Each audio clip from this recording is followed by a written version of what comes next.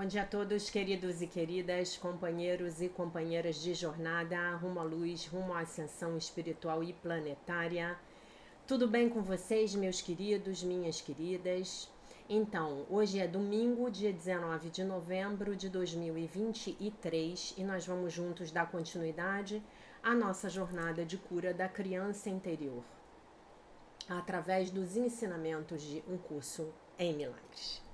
Né? Então, seguimos aqui para a leitura do nosso texto base dessas lições, que é o texto de número 11 do livro de exercícios, o que é a criação. A criação é a soma de todos os pensamentos de Deus em número infinito, onipresentes e ilimitados. Só o amor cria e só cria como ele mesmo. Nunca houve um tempo em que o que ele criou não existisse. E tampouco haverá um tempo em que algo que ele tenha criado possa sofrer qualquer perda. Os pensamentos de Deus são para todo o sempre, exatamente como sempre foram e como são, imutáveis através do tempo e após o fim dos tempos. Aos pensamentos de Deus é dado todo o poder do seu próprio Criador, pois ele quer acrescentar ao amor pela sua extensão. Assim, o seu Filho compartilha da criação e tem que compartilhar, portanto, do poder de criar. O que a vontade de Deus determina que seja para sempre uno, ainda será uno quando o tempo tiver chegado ao fim, e não será mudado ao longo do tempo, permanecendo como era antes que tivesse início a ideia do tempo, né? Então, como era antes que tivesse início a ideia do tempo? Era lá no livro do Gênesis, né? O que é descrito como o Jardim do Éden, né?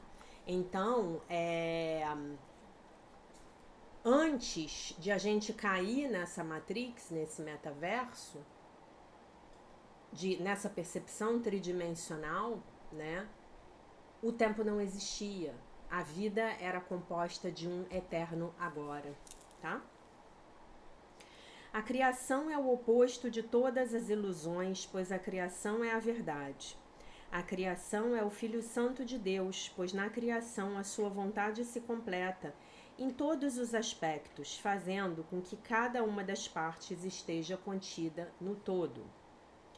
A inviolabilidade da unicidade da criação está garantida para sempre mantida em sua vontade santa, além de toda a possibilidade de dano, de separação, de imperfeição e de qualquer mancha em sua pureza, de qualquer mancha em sua inocência.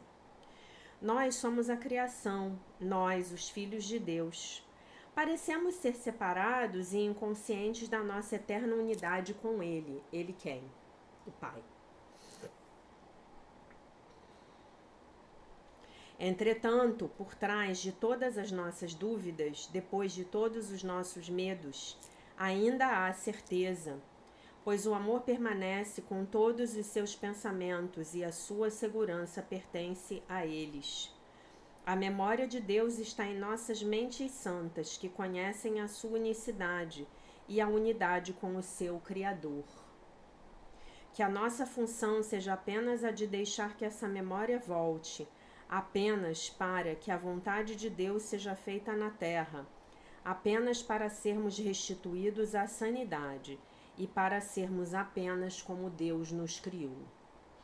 O nosso Pai nos chama, ouvimos a sua voz e perdoamos a criação em nome do seu Criador, que é a santidade em si mesma e cuja santidade a própria criação compartilha, cuja santidade ainda faz parte de nós.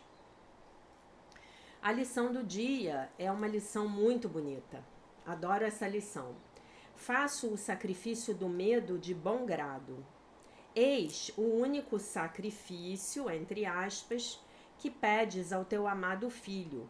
Pedes que ele desista de todo sofrimento, de todo sentimento de perda e tristeza, de toda ansiedade e dúvida e que livremente deixe o teu amor fluir em sua consciência, curando-o da dor e dando-lhe a tua própria alegria eterna.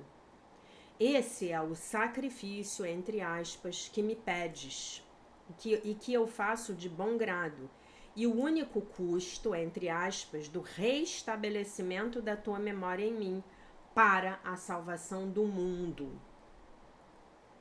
E ao pagarmos a dívida que temos para com a verdade, uma dívida que é apenas o abandono do auto-engano e das imagens que falsamente adoramos, a verdade volta a nós, na integridade e na alegria. Não somos mais enganados. O amor voltou à nossa consciência e estamos em paz novamente, pois o medo se foi e só o amor permanece. Muito bem, meus queridos, faço o sacrifício do medo de bom grado. Vamos interpretar essa lição de um outro jeito, que eu acho que vai trazer mais facilidade para que vocês compreendam a prática. O medo é o sistema de pensamento do ego, tá? Então, sem ego não tem medo. Mas como assim, Jaque? Sem ego não tem medo. Sem ego não tem medo. Sem ego só tem amor. Porque sem ego eu estou caminhando pela vida, me lembrando de que eu e meu pai somos um. Eu estou me sentindo protegida. Eu sei que tudo aquilo de que eu precisar me será provido. Eu sei que Deus e eu somos um. Eu estou unida a meu pai. Mas eu não estou unida a meu pai numa ideia intelectual, que é o que nós estamos praticando agora, no nosso nível de expansão da consciência, né? Nós ainda estamos um pouco nesse nível intelectual, tá? Ainda estamos tentando nos convencer que não estamos separados de Deus, que Deus não nos abandonou, que somos os filhos amados de Deus, perfeitos, inteiros, completos, maravilhosos, sem pecado, que somos as crianças amadas de Deus, né? Isso ainda está um pouco aqui no meu intelecto, ainda está um pouquinho aqui, ainda está um pouco aqui. Aí eu vou para a minha meditação e eu sinto isso. As minhas células, cada uma das minhas células começa a sentir isso. E aí a minha vida começa a se transformar. Então, faço o sacrifício do medo de bom grado, faço o sacrifício do meu ego de bom grado. Entendem? Faço o sacrifício do ego de bom grado. Eu entrego esse ego nas mãos de Deus. Eu falo assim, olha, eu já te ouvi durante muitas encarnações, durante muitos anos nessa minha vida, e agora eu quero ouvir a voz que fala por Deus, a voz que é a lembrança de Deus em mim, como a minha professora falava. Então eu faço o sacrifício do ego de bom grado. Quando o ego vai embora, não tem mais tristeza, não tem mais sofrimento, não tem mais medo. Por quê? Porque eu estou com o fluxo da vida. Eu estou fluindo com o fluir da vida. Certo? Então, hoje, como é que você vai praticar essa lição com a sua criança interior? Sim, você adivinhou. Você vai voltar num momento em que ela se sentia com muito medo. Mas você se lembra que eu ensinei para você lá no início do ano, lá no início da nossa jornada, eu ensinei para vocês que você hoje faz o papel do seu eu superior, da sua fada madrinha, do seu mago Gandalf, do Senhor dos Anéis, né? Para sua criança interior. Então você vai lá e vai falar assim para ela: eu estou aqui. Eu não vou te abandonar nunca. Eu estou aqui com você. Eu estou aqui. Vai falar isso para ela. Vai consolar ela. Vai ajudar ela a lidar com o próprio medo. Nós temos medo quando nós nos sentimos sós. É nesse momento que nós temos medo. Por isso que os filmes de super-herói, eles fazem tanto sucesso. Porque o que o super-herói faz? Ele vai defender os fracos e comprimidos, né? Como eu brinco, os fracos e oprimidos. Então, eu sou lá, fraca e oprimida, mas tem um super-herói que vem me salvar, né? De preferência, né? O super-homem, né? Lindo, olho azul, 2 metros de altura, né? A Mulher Maravilha, né? Então, eu não me sinto só. Percebam que sempre que vocês tiverem medo, vocês estão se sentindo sós. Gente, mesmo no momento da morte, né, que para algumas pessoas pode ser o momento mais difícil da vida, eu não vou dizer que para todas as pessoas o momento da morte será o momento mais difícil da vida, porque eu realmente conheço pessoas que não têm medo de morrer. Né? O meu mestre, né? O nosso mestre aqui de tantas pessoas, o nosso mestre Gasparetto, ele realmente falava isso, né? Quando ele adoeceu, ele fez alguns vídeos falando: gente, não pensem que eu tenho medo de morrer. Eu sei que a vida é eterna, eu me comunico com os espíritos do outro lado. Eu sei como é a vida, eu não tenho medo de morrer, né? Mas vamos pegar uma pessoa que tenha muito medo de morrer. Mesmo no momento derradeiro, né, que todos os ateus clamam por Deus, né? E agora? E agora? Né? Como eu conheço assim várias pessoas que falam para mim, não tem nada depois dessa vida. Não tem nada, é como uma lâmpada que se apaga e acabou. Não tem nada depois, né? Por quê? Porque essa pessoa, ela acha que ela é um corpo, né? Então, mesmo no momento mais derradeiro, mesmo se você estiver ali sabendo que você está nas suas últimas respirações, nos estertores, né? Se você se sentir unido a Deus, você não vai ter medo. Você vai falar assim: ah, mais uma mudança de estado de consciência, mais uma transformação. Mais uma transformação, mais uma viagem, né? Tem uma piada que é a morte e os signos, né? Como os signos de cada signo reage na hora de morrer, né? E eu não me lembro de todos, mas enfim, o sagitariano, né, que é o meu ascendente, quando ele vai morrer, ele pensa assim: "Ih, vou carimbar o meu passaporte em outro lugar", né? Então, se você tiver. Agora, isso não é uma piada, né? Porque o sagitariano é um indivíduo que ele. A busca de vida dele é a busca de Deus, né? Então, por isso que ele vai falar: ó, mas um lugar para eu carimbar o meu passaporte. Ele não tá se sentindo só, né? Então, se você não se sentir só, se você não se sentir abandonado por Deus, então você não vai nem da morte, você vai ter medo. Você vai entender que a morte é um processo natural, que faz parte dessa existência na terceira dimensão, mas que no seu ser eterno você é imorrível, você é eterno, você é invulnerável, tá? A sua essência, ela vai para outro estado de consciência. Então, o ego é o medo. O medo é o ego, né? Imagina que você está passando num lugar assim muito violento, mas você está acompanhado de vários policiais que estão fazendo ajudando no seu translado. Você vai ter medo? Não. A gente só tem medo quando se sente só. E você pode se sentir só no meio de uma multidão. Você pode se sentir só dentro da sua casa com uma porção de seus familiares morando junto com você. Você pode se sentir só. Conheço várias pessoas que têm essa experiência. E você pode não se sentir só vivendo sozinho, que é o meu caso. Claro que eu brinco, né? Que eu digo que você quando tem gato, quando você tem um bicho, você não vive só, né?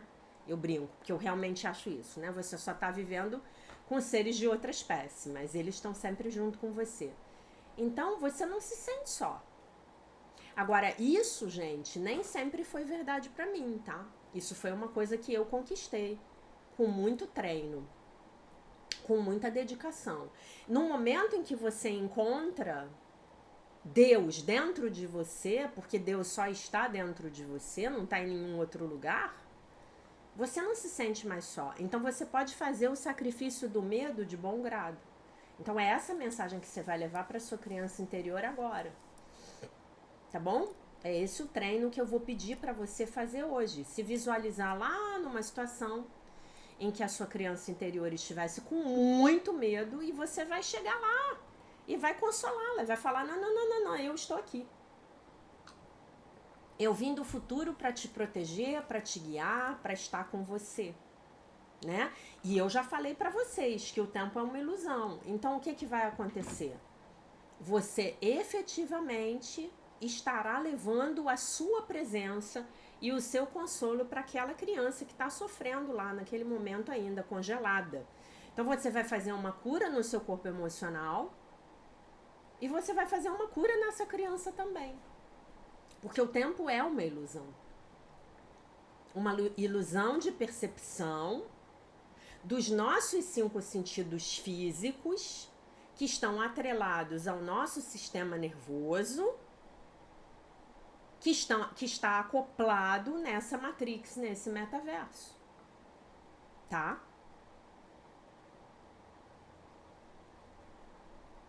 Imagina que a sua vida é um filme e você está assistindo ela hoje na tela da sua Smart TV.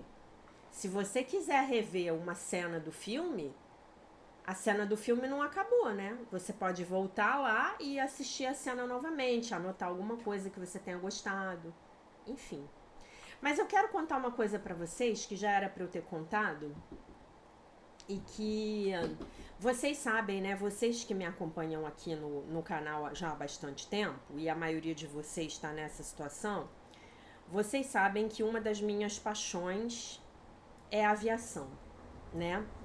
E eu acho que aprender a voar, aprender a pilotar uma aeronave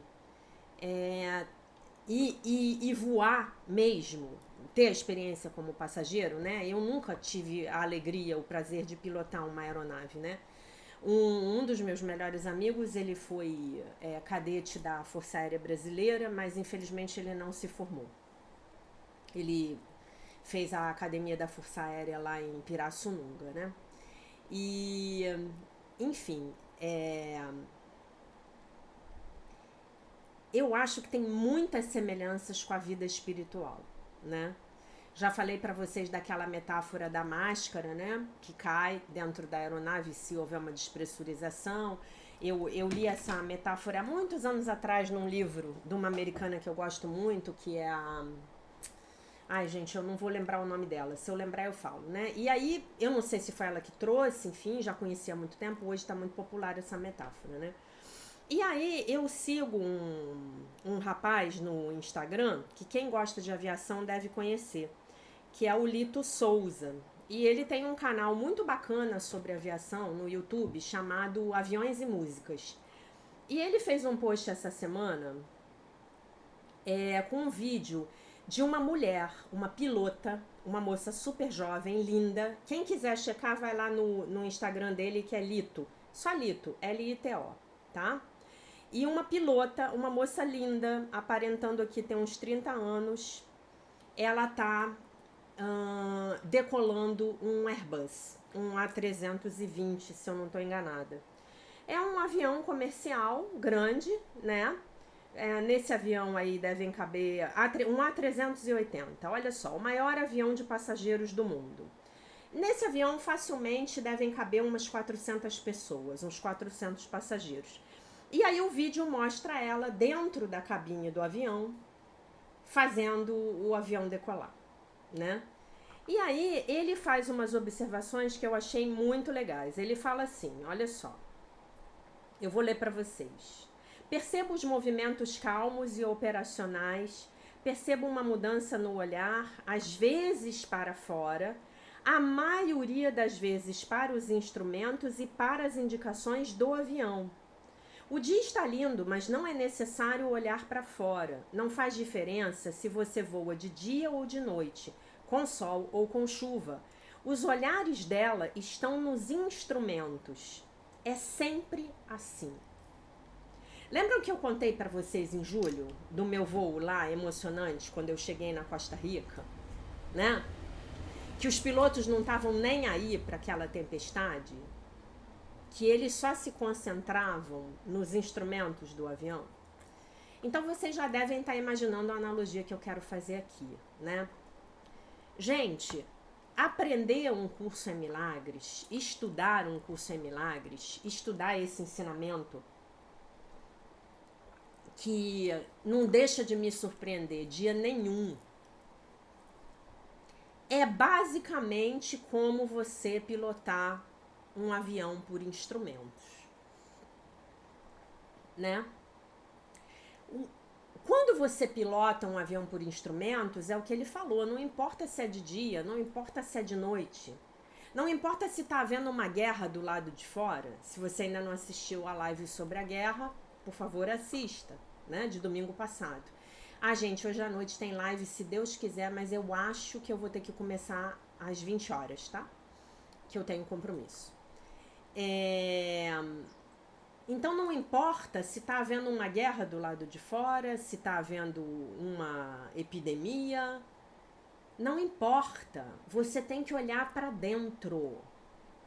Olhar para dentro é olhar para os seus instrumentos.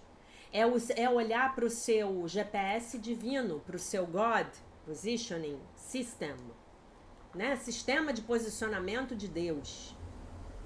Então, isso é um hábito que a gente precisa aprender a cultivar todos os dias. Porque nós olhamos para o lado de fora para ver o que a gente vai fazer. E isso é a maior armadilha que o ego quer que nós caiamos. E a gente caiu, porque de alguma maneira nós estamos dominados pelo sistema de pensamento do ego, certo? Então, a partir de agora, você precisa viver a sua vida, aprender a viver a sua vida, como essa moça linda que está lá decolando o A380. Depois vocês olhem, é um post, deve ter uns 5 dias que ele botou esse post. A moça, ela tá olhando pro painel dela. O Airbus, ele tem um joystick que você movimenta ele, né? Não é que nem o Boeing, que é um tipo um volante que vai para frente e vai para trás, né? Eu não sei como é o nome daquilo, o nome técnico daquele negócio. É yoke em inglês, mas eu não sei como é o nome em português. Enfim, então, ela tá olhando, ela tem uma janela na frente dela e na lateral dela. É o que ele fala, o dia tá lindo, ela vê tudo. Mas não interessa o que está acontecendo do lado de fora. Eu vou fazer esse avião decolar e alcançar a velocidade de cruzeiro, que é a velocidade, a velocidade e a altitude de cruzeiro, que são a velocidade e a altitude na qual ele vai fazer, sei lá, 90% do percurso dele, né? Olhando para o meu painel de instrumentos. Então, no meu painel, eu vou ver a velocidade horizontal, vou ver a velocidade vertical, vou ver os parâmetros das minhas turbinas. E eu vou decolar o meu avião. Então, assim é a sua vida. É assim que você tem que pilotar a sua vida para você poder decolar. Olhando para dentro, para os instrumentos. Mas, Jaque, que instrumentos são esses? São as orientações que o Divino Espírito Santo te der. Por isso que eu sou tão taxativa quando eu falo para vocês aqui que antes de tomar uma decisão, ore e peça ao Divino Espírito Santo por orientação, até você ter certeza do caminho que você precisa tomar. Tá? Antes dela começar dela entrar no avião e levantar voo, ela e o copiloto dela, provavelmente ela é a copilota ela é muito jovem, então provavelmente ela é o copiloto, né? Então ela tem um comandante do lado dela, ela e o comandante dela fizeram um plano de voo.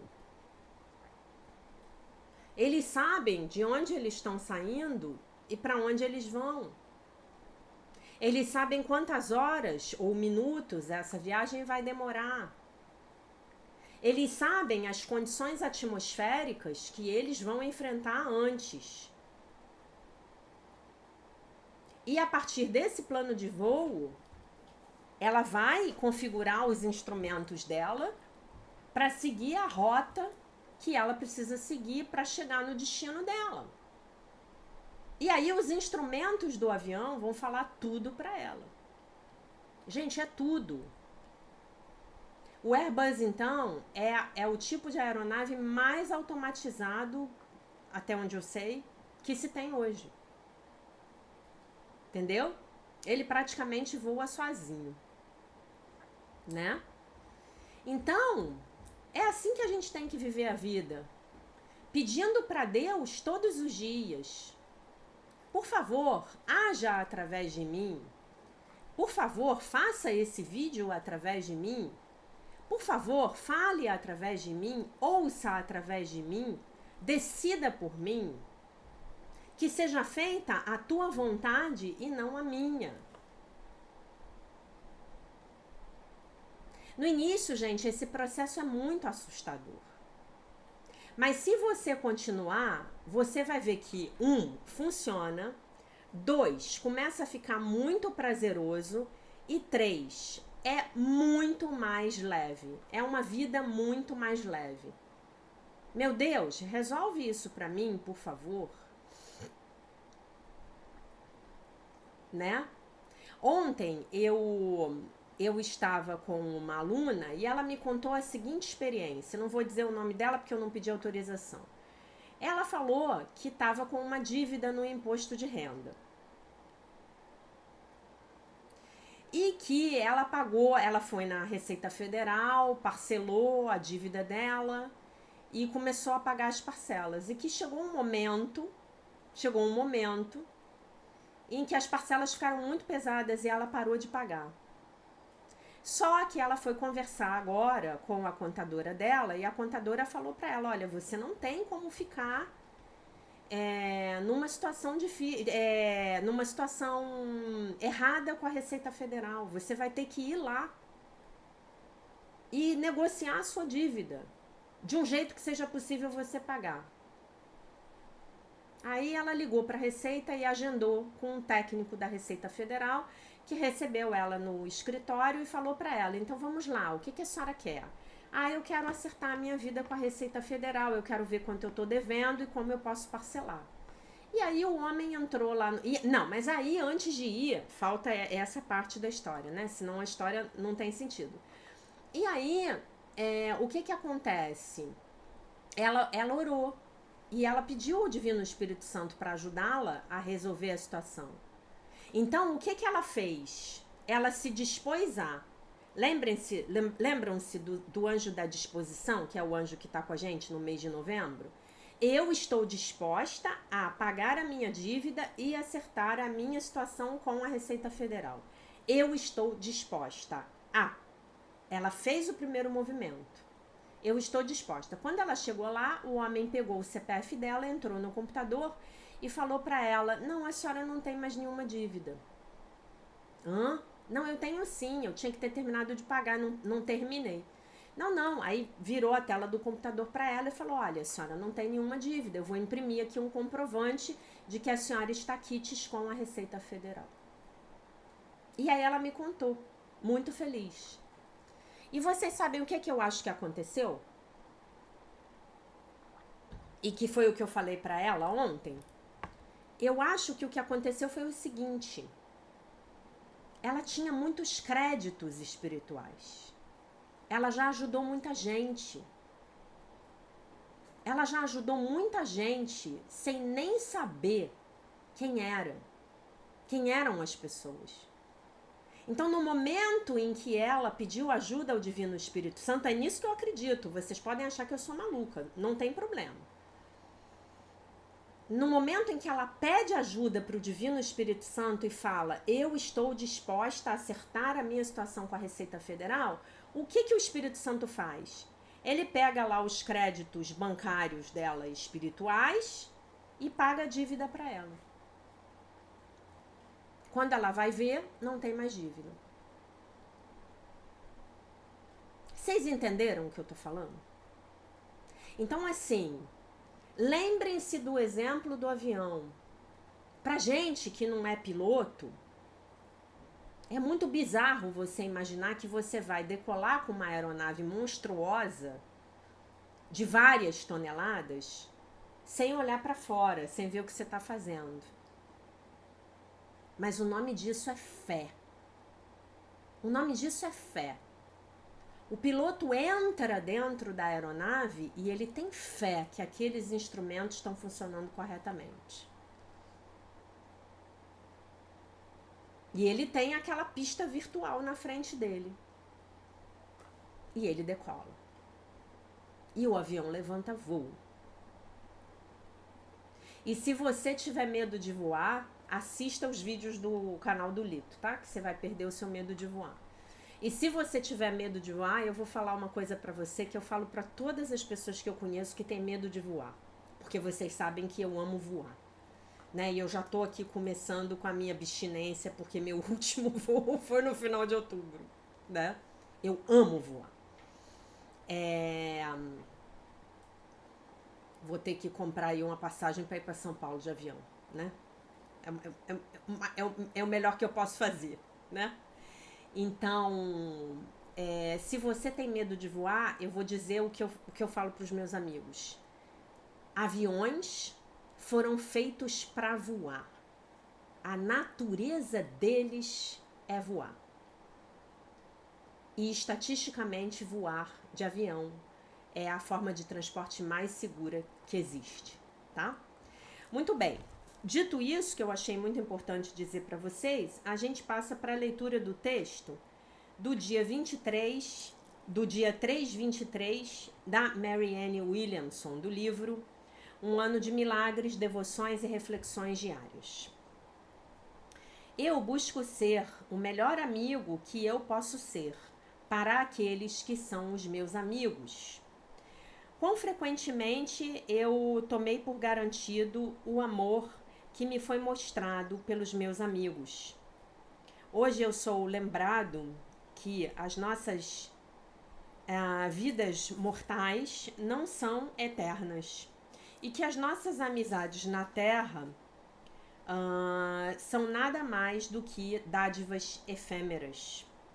Que eu possa me lembrar de ouvir mais e de dizer obrigado e eu te amo mais vezes para os meus amigos. Que eu busque compreender aquilo que os outros estão sentindo, antes de dizer a eles o que eu estou sentindo. Que eu possa ser um amigo menos egoísta, hoje e sempre. A oração. Querido Deus, eu coloco nas suas mãos os meus relacionamentos com os meus amigos. Que eu possa ser um amigo melhor, mais apoiador e mais compreensivo. Mais generoso e mais compassivo.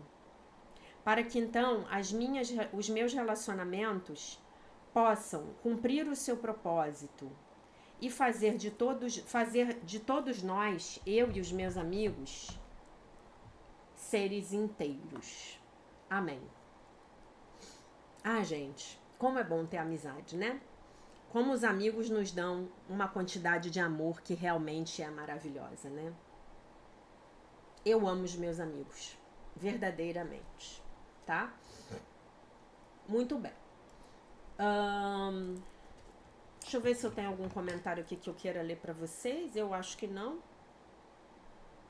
Mas vamos olhar.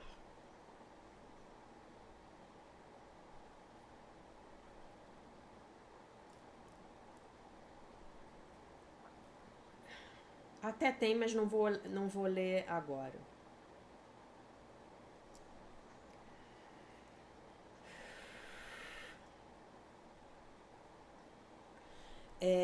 Anteontem eu recebi 2 mensagens sobre a aula de anteontem. A Maria Rosinete botou assim: que aula maravilhosa, gratidão. A Aline colocou: muito obrigada, querida, aula espetacular. Eu tenho muita dificuldade em dizer não. Estou treinando, mas ainda é muito difícil. É isso, é um treino. A Marinilze Cristiane colocou: muito obrigada por ser a porta-voz do Divino Espírito Santo. Hoje me foi esclarecida a questão que mais oprime o meu coração. Que Deus te abençoe. Sobre aquele texto, né, que eu li sobre o gostar, o aceitar e o conviver, né? Eu vou finalizar aqui a leitura do nosso livro, daquela sessão que a gente está lendo, o Curando a Vergonha que Impede de Viver. Vou finalizar com a sessão Ataques de Pânico. E aí amanhã a gente começa a falar da Criança Maravilha, tá? A compulsão de repetir, ataques de pânico. A compulsão de repetir nos mostra claramente que o comportamento das pessoas faz sentido, por mais desumano e esquisito que seja. Essa é uma grande lição. Dentro da cabeça daquela pessoa doida, tudo que ela está fazendo tem muito sentido. Tem mais do que sentido, tem justificativa, tem razão de ser. Cada detalhe do comportamento que não é sofrido e foi deixado por terminar será manifestado. E isso pode ser claramente visto nos ataques de pânico. Jane Middleton Moss chama os ataques de pânico de a janela da criança assustada. Ela dá 2 exemplos de ataques de pânico que são reencenações de um antigo trauma de infância. Em um dos casos, uma mulher entrava em pânico quando seus batimentos cardíacos aumentavam até certo ponto enquanto ela corria. Ela tentara muitas coisas para controlar esses estados de pânico. Jane Middleton Moss conseguiu ajudá-la a descobrir o trauma de infância não resolvido, que estava na base do seu ataque de pânico. Quando ela era criança e morava num bairro pobre, ela e o irmão brincavam muito na rua. Isso era arriscado porque havia gangues que perambulavam por essas áreas. Numa ocasião trágica, ela e o irmão foram perseguidos por uma dessas gangues. E ela se lembrava de ter corrido depressa e ter escapado dos atacantes. Mas o seu irmão não conseguiu fugir e foi assassinado. Gente, olha isso. Que história.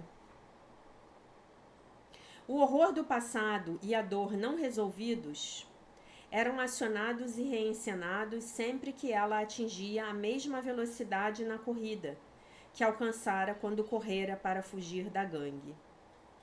Aí ele dá o nome do livro da Jane, tá? Depois, se vocês quiserem, peguem esse livro, o PDF tá no nosso canal no Telegram. Jane fala de outra mulher, a escritora, né? De quem 3 maridos pediram o divórcio por causa dos seus ciúmes excessivos.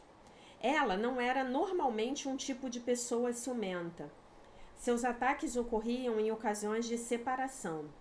Se um de seus maridos tinha que trabalhar à noite ou fazer uma viagem de negócios, ela tinha um ataque de pânico, suava, tremia e ficava apavorada. Quando o marido voltava para casa, ela fazia um discurso histérico. No dia seguinte, ela sentia um grande remorso, percebendo que a sua reação fora excessiva. Quando Jane Middleton Moss a ajudou a estabelecer uma relação entre o sentimento de pânico e um episódio do passado, ela descobriu uma antiga cena que o seu pânico reencenava. Ela vivera numa cidade do meio oeste dos Estados Unidos, né? Seu pai trabalhava do outro lado do rio, que separava essa cidade da outra cidade. Certo dia, quando saiu para trabalhar, caiu uma tempestade. O rio transportou e o seu pai não pôde voltar para casa durante uma semana. A sua mãe era alcoólatra e o seu pai a supria de álcool. Essa criança de 6 anos e o seu irmão de 4 anos passaram pelos temores delirantes da mãe durante uma semana. Os temores delirantes são um dos sintomas da abstinência do álcool para um dependente de álcool, né? Cada vez que um de seus maridos começava a deixá-la, esse trauma não resolvido era desencadeado.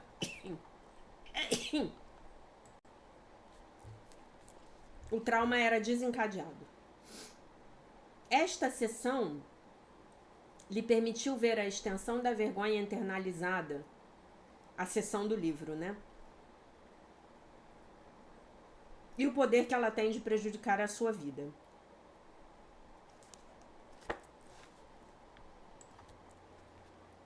Seu poder repousa em sua escuridão e seu segredo. Ao trazermos à luz esse demônio, podemos começar a organizar programas educacionais e abordagens terapêuticas para impedir que a vergonha se internalize nas famílias, né? Vergonha vai gerar vergonha, né? A vergonha dos pais vai gerar vergonha nos filhos, né? Em vários níveis. Podemos descobrir maneiras criativas pelas quais a nossa sociedade, nossas escolas e nossas religiões possam combater a dinâmica da formação da identidade baseada na vergonha.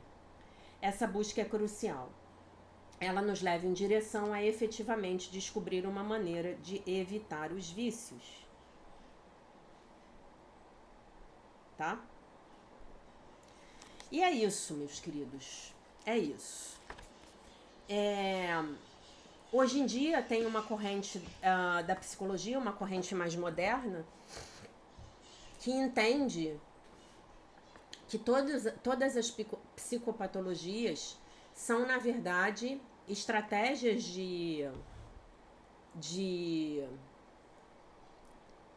não posso dizer estratégias de defesa, né? São estratégias, são formas de você lidar com o seu estresse da infância, né? Hoje em dia isso está tomando uma proporção muito grande. Essa área da psicologia está sendo muito bem alimentada pelas neurociências, né? Está se estudando a psicossomática do trauma, de que forma nós guardamos o trauma nos nossos corpos, né? E os métodos de terapia que estão emergindo a partir dessa ciência são maravilhosos e disruptivos, né? O próprio neurofeedback que eu fiz, que vocês se lembram que eu estava fazendo no início do ano, né? Fiz durante aí uns 6 meses as sessões de neurofeedback. Ele é uma das maneiras de você acertar o funcionamento do seu cérebro que guardou as marcas dos seus traumas de infância, tá? Eu senti muita diferença em mim depois das sessões de neurofeedback. Recomendo a todos, se alguém quiser uma indicação de terapeuta, procure. Depois me manda uma mensagem que eu indico, tá? O que vocês têm que fazer. Então, basicamente é isso. Nós estamos antecipando a repetição de traumas que nos aconteceram quando éramos pequenos e estamos reencenando. Estão acontecendo de novo e nós estamos eventualmente lidando com eles da mesma forma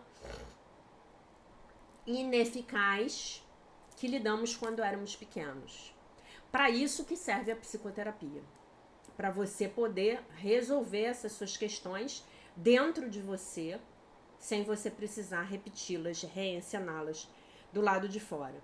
Para isso que serve essa jornada de cura da criança interior. Para você curar a sua criança interior das suas feridas e traumas, né? Sem precisar repetir aquela situação, né? Imagina, a mulher, coitada, ela perdeu 3 maridos porque ela tinha uma questão psicológica que ela não tinha identificado. Imagina a dor para ela e a dor para os maridos, né, gente? Porque imagina, o homem viaja, a mulher tem um surto psicótico, nenhum homem vai querer ficar com uma mulher nesse grau de loucura, né?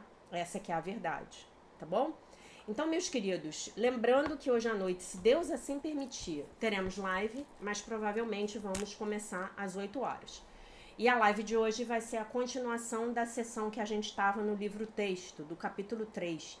Eu acho que é a sessão 3.3, tá bom? Então eu aguardo vocês todos hoje à noite aqui comigo para no final a gente poder fazer a nossa...